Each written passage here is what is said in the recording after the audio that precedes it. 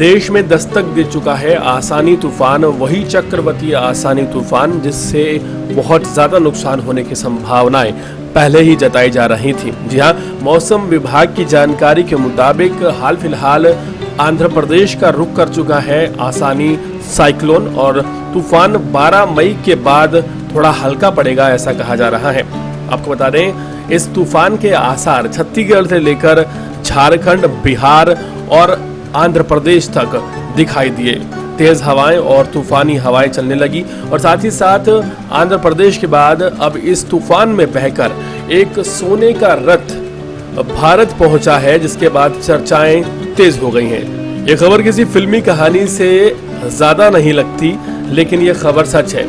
चक्रवाती समुद्री तूफान, जी हाँ, साइक्लोन आसानी के बीच आंध्र प्रदेश में श्रीकाकुलम के सुन्नीपल्ली सी हार्बर में एक सोने का रथ समुद्र की लहरों के साथ बहकर तट पर आ गया, जिसे लोगों ने तुरंत अपने कब्जे में ले लिया।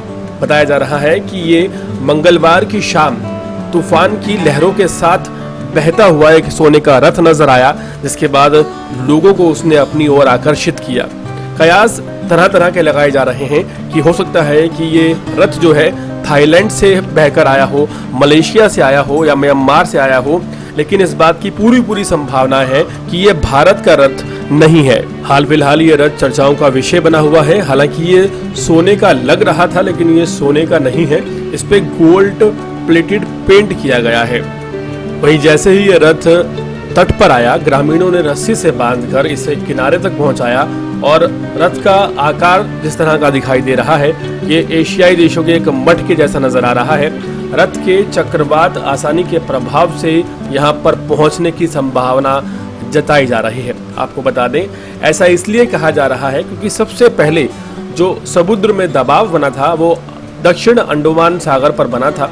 इसलिए ऐसा कहा जा रहा है कि दक्षिण अंडमान में जितने भी देश हैं जिनका सी एरिया वहाँ पर आता है, जिनमें मुख्यतः म्यांमार, थाईलैंड, मलेशिया या इंडोनेशिया जैसे देश शामिल हैं, वैसे ही देशों में से किसी देश का यह रथ है जो कि सोने का प्रतीत हो रहा था, जो सागर की लहरों के साथ बहकर अब भारत आ गया है। ग्रामीणों ने इसे रस्सी से बांधकर अपने कब्जे में ले लिया है।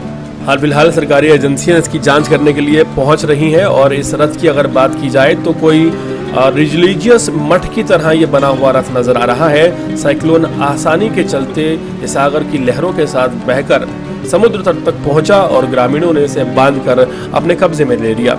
हाल फिलहाल ग्रामीण काफी खुश नजर आए, लेकिन जो खबर मिली है वो ये है कि ये किसी और देश का है और हो सकता है कि इसे जल्द वापस लौटा दिया जाए। देश और दुनिया की तमाम खबरों से जुड़े रहने के लिए हमारे चैनल को सब्सक्राइब करें ताकि आपको पहुंचता रहे हमारा हर लेटेस्ट अपडेट।